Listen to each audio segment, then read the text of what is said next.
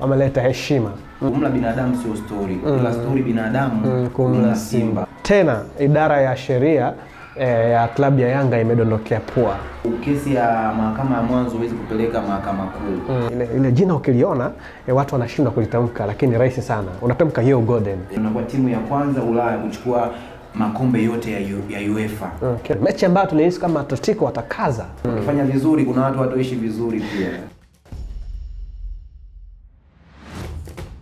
Hali gani mwanamichezo mwenzangu popote ulipo, karibu tena katika siku nyingine nzuri ya kuweza kujadili yale yote ya kimichezo ambayo tumekuwa andalia katika siku hii nzuri ya leo.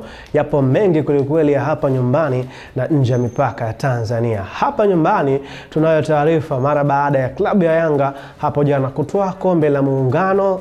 Wananchi wameweka heshima kweli pale Zanzibar na mechi ikiwa ni kali kweli. Tutakuja kuangazia mchezo huo namna ambavyo jinsi ulivyokuwa mpaka Yanga wanakuwa mabingwa. Lakini huko kimataifa tutakwenda kuangazia taarifa ambazo zinahusu klabu ya Chelsea pamoja na klabu ya Manchester United.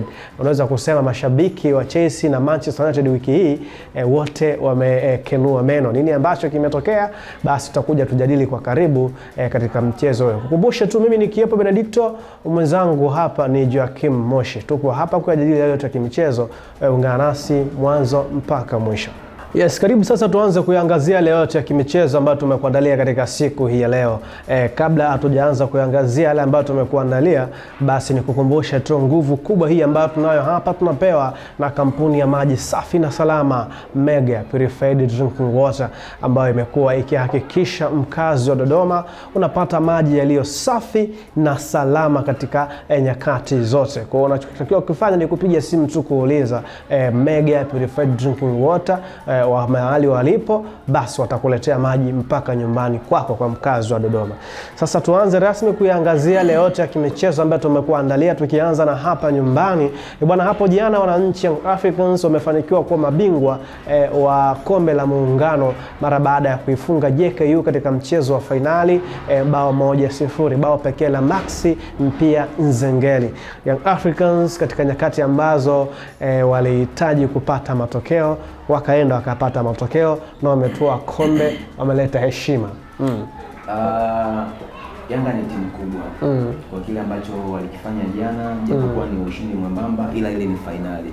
Kwa hiyo wanastahili, na hichi ndio kitu ambacho kinabidi kiwe kina muendelezo.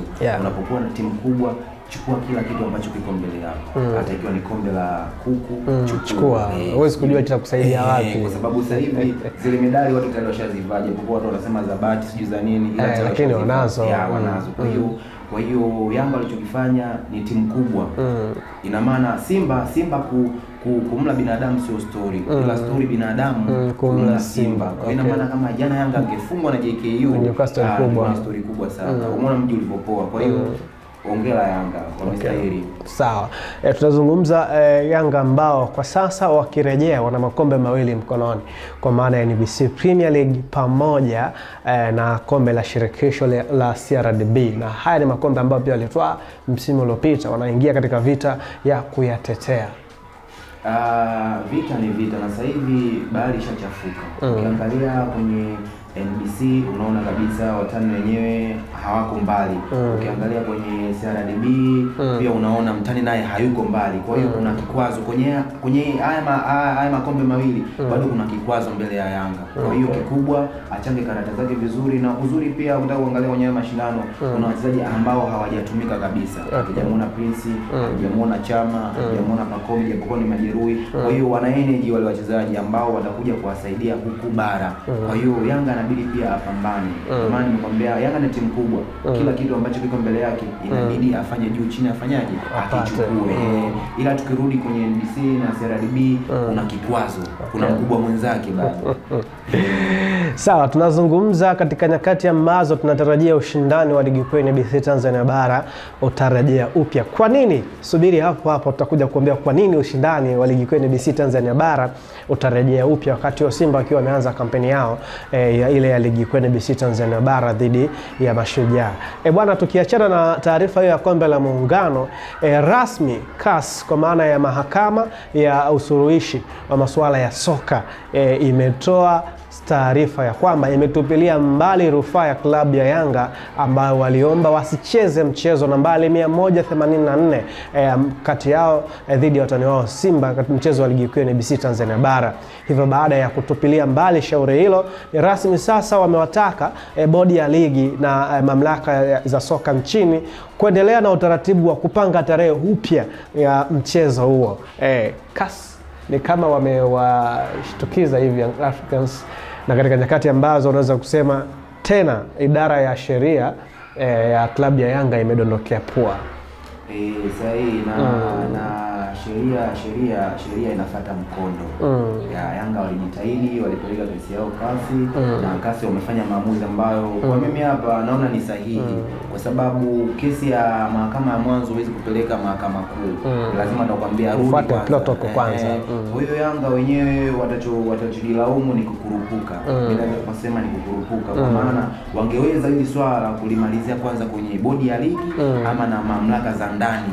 Kwanza wangeshindwa kabisa, ongeza kulifikisha wapi CAS. Ila kwa hichi mechi inabidi ichezwe. Unaweza kusema bodi ya ligi kama walikuwa smart sana, hawakuamua mechi inachezwa lini mpaka swala la CAS limetokea.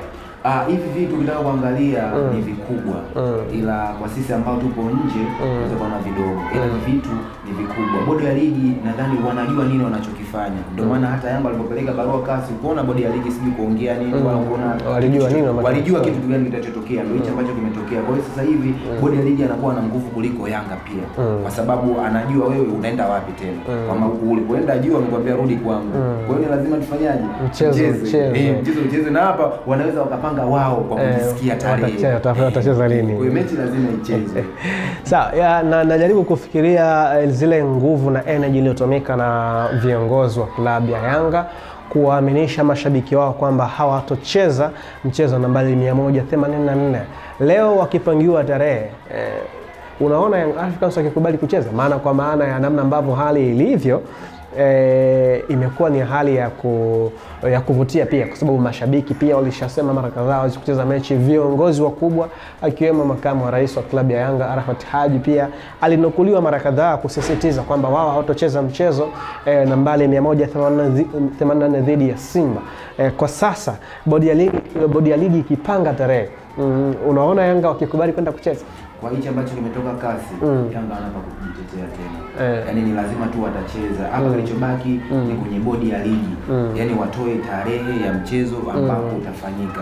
Kwa sababu ukisema kwamba bodi ya ligi wakisema mchezo uchezwe tarehe fulani, alafu Yanga wakisema wanagoma, hilo tena ni kesi kubwa. Hiyo ni kesi nyingine. Yaani hapo CAF wenyewe inabidi waingilie, na Yanga chochote kinachowakuta inabidi wajilaumu wao wenyewe. Ila sasa hivi kilichobaki tuachie bodi ya ligi itoe tarehe kipigwe. Ukiangalia kwenye msimamo wa ligi, kwa vile mechi ambazo Simba amebaki nazo ambazo hajacheza, akishinda zote wanapishana alama moja na klabu ya Yanga. Kwa maana Simba anaweza kufikisha alama 69 wakati Yanga akiwa na alama 70. Mechi ambayo itaamua ni mechi moja tu ambayo ni kati ya Simba dhidi ya Yanga, na mechi hiyo Simba yeye atahitaji kupata ushindi ili aweze kuwa bingwa. Lakini ikitokea sare, Yanga anakuwa bingwa. Na pengine ni mechi ambayo Yanga anaweza kuingia tu, anaweza kupata sare mbele ya Simba. Simba si bado wanawamudu. Yaani kitu ambacho kitaleta ukubwa wa hii mechi ni haya matokeo ambayo Simba ataipata kwenye viporo vyake na game ambazo zimebaki, na Yanga naye akimaliza michezo yake. Yaani hapo ndio utamu wa hiyo mechi utakuwepo. Kama Yanga akifanikiwa kushinda mechi zake zilizobaki na Simba akapoteza mechi yoyote hapa katikati, itakuwa ni game sana rahisi sana, kwa sababu Yanga ataingia anajua tayari imeshakuwa bingwa. Simba ataingia atajua mimi tayari hata nikishinda na bado tuna nafasi ya ngapi? Ya pili. Kwa hiyo tusubirie tuone hivi viporo vitachacha ama vitalika. Vikilika game itakuwa ni ngumu, ila vikichacha game itakuwa ni 50-50. Na sasa unaweza kusema rasmi Simba washindo wao. Yaani hapo kipigwe. Swala la ubingwa washindo wao tu. Kuna viporo, tatizo kuna viporo. Sio tatizo na Mashujaa. Tatizo kigumu. Tatizo sio kiporo. Tatizo sio umepewa ule. Inategemea kinalika. Sasa ushimbe wewe kukila. Hata kama kina pilipili utajikaza ule. Si unataka ule? Kimeharibika. Sawa, tulikuwa tunaangazia taarifa inayohusu klabu ya Yanga ambayo imetupiliwa mbali rufaa yao ambao waliikata kuomba kutocheza mchezo dhidi ya klabu ya Simba mara baada ya sintofahamu ilitokea. huku CAS wakithibitisha kwamba bodi ya ligi walikuwa na uhalali wa kusitisha mchezo huo kufuatia kanuni nambari 134. Kama kuna scenario ambazo zinaashiria kuvunja amani mchezoni, basi bodi ya ligi kwa maana ya usimamizi wa ligi husika wana mamlaka ya kukataa au wana mamlaka ya kusitisha mchezo usifanyike. Unaweza ukasema ni kitu ambacho kimekuja katika nyakati ambazo pia mashabiki wa Simba, Yanga, wadau wa soka nchini walikuwa wanasubiri kwa hamu kweli kweli. Kufika hapa tunafika tamati katika habari za nyumbani. Tupate mapumziko mafupi, tukirejea hapa tutakwenda kudunda katika anga za kimataifa.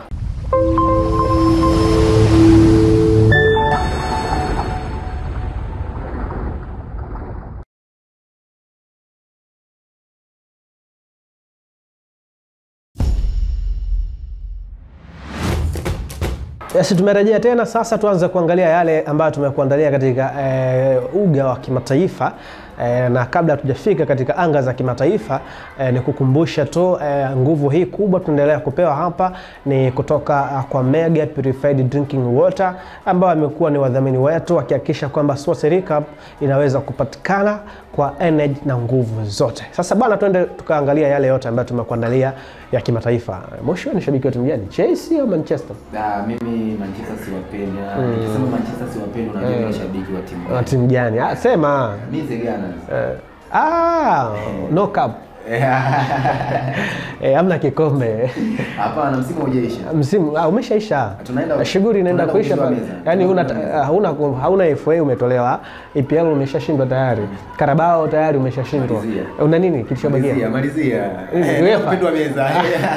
Tusubiri tuone kama itatokea. Bwana, usiku wa jana ulikuwa ni usiku mzuri kweli kweli kwa mashabiki wa Manchester United.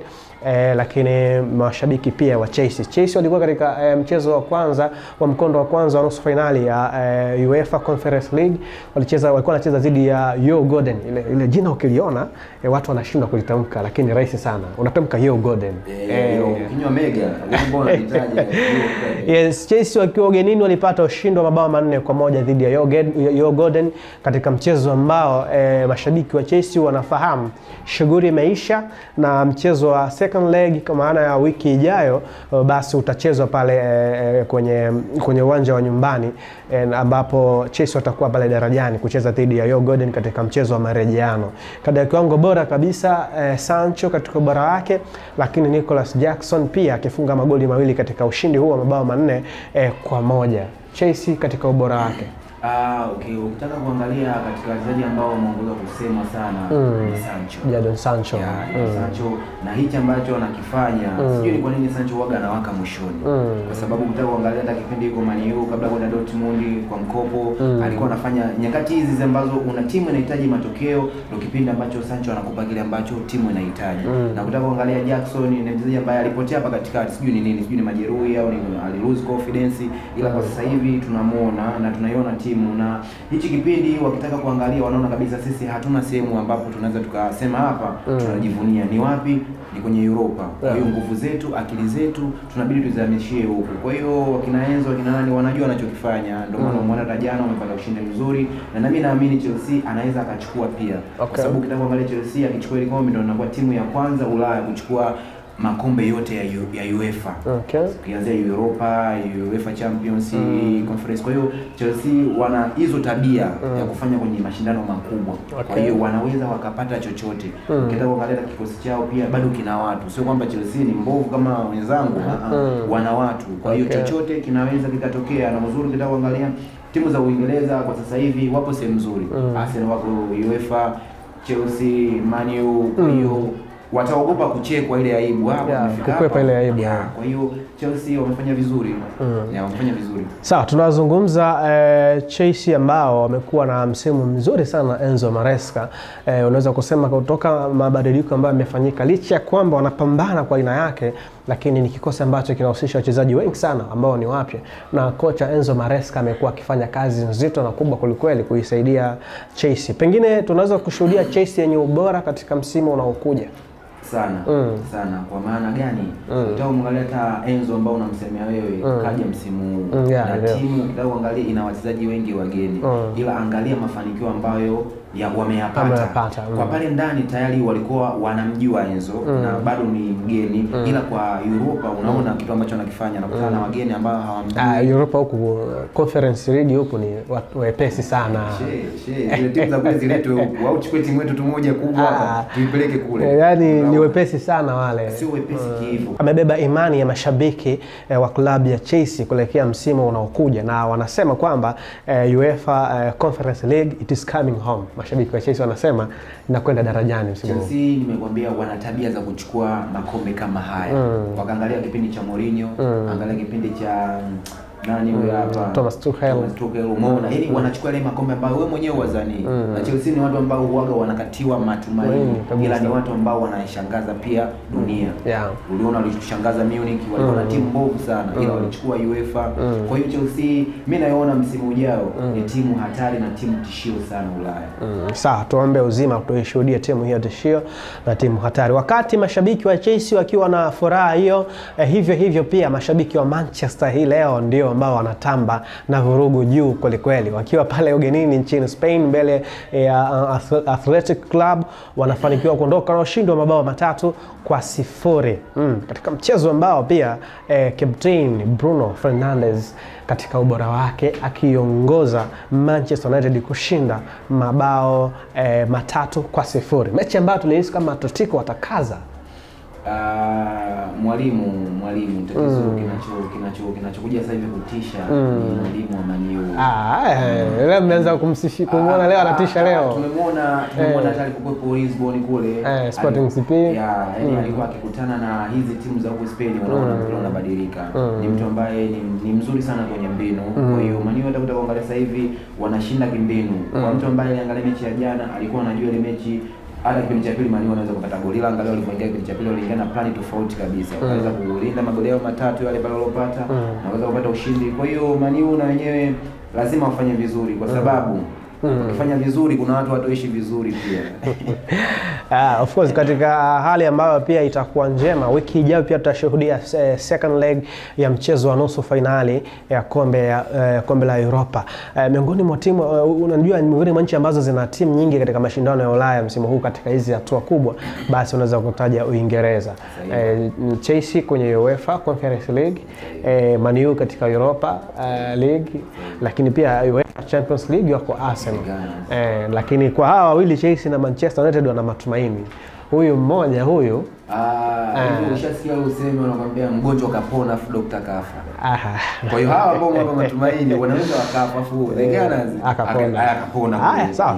Tushuhudie nini ambacho kitaweza kutokea katika michezo ya marejeano pale wiki inayokuja. Haya yote utayapata na tutafahamu timu zipi zinakwenda hatua ya finali. Basi juma lijalo pia tutakuwa hapa katika Sports Recap kukujulisha yale yote ambayo tutakuwa tumeyapata katika anga za kimataifa kama ambavyo imekuwa katika siku hii ya leo. Mimi ni Kiepo Benedicto, mwenzangu ni Joakim Mushi. Nikusie tu endelea kuwa nasi, kaa karibu na endelea kufuatilia yale yote ambayo tumekuandalia kupitia FJ TV. Tunasema 2025 ili ni chimbo jipya.